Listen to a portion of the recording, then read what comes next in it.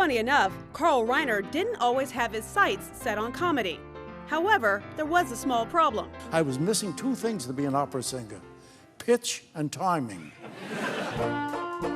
Reiner was born in 1922 to Jewish immigrants, a watchmaker and homemaker in New York. I went to the movies in the Bronx when I was a kid. I saw Ronald Koeman. I said, oh, it's so good. I'll never be there, but I want to be an actor. I could talk like him. Growing up in the Great Depression, Reiner sought free acting classes offered by FDR's Works Progress Administration.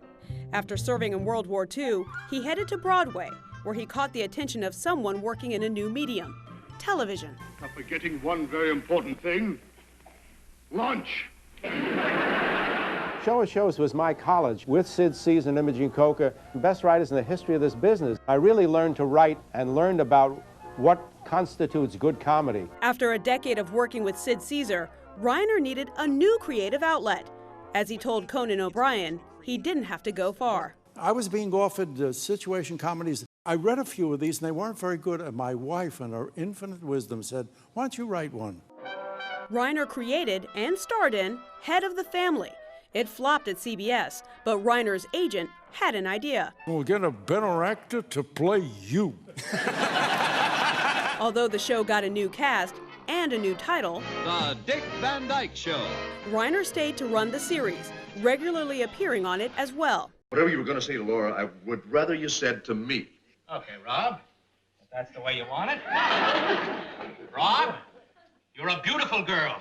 The 5 years I spent with Carl Reiner and Mary Tyler Moore on The Van Dyke Show were the 5 best years of my life. The most fun I ever had, the most creative, and I think I learned the most working with Carl Reiner that I ever did. Learned what? Timing? About comedy, about human behavior, about everything.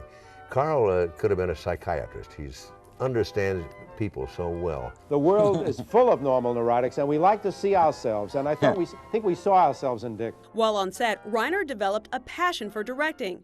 His movies Oh God with George Burns and The Jerk starring Steve Martin became instant comedy classics. When Optograb came out, I thought it was the greatest thing ever, and I bought a pair. And this is the result. In his later years, Reiner wrote several books, but he never strayed far from his acting roots.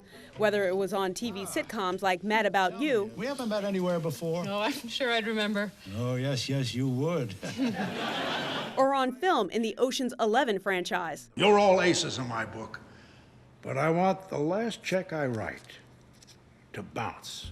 In his personal life, Reiner was married more than 60 years to jazz singer Estelle Reiner, who appeared in their son Rob's film When Harry Met Sally. I'll have what she's having. The Reiners had 3 children. Their eldest, Rob, became a successful actor turned director, just like his dad. He is my idol and the person who has given me not only life, but a direction in life. Do you pinch yourself a lot? All the Look at time. all this. All the time. How did this happen? It's still a dream. It's still a dream.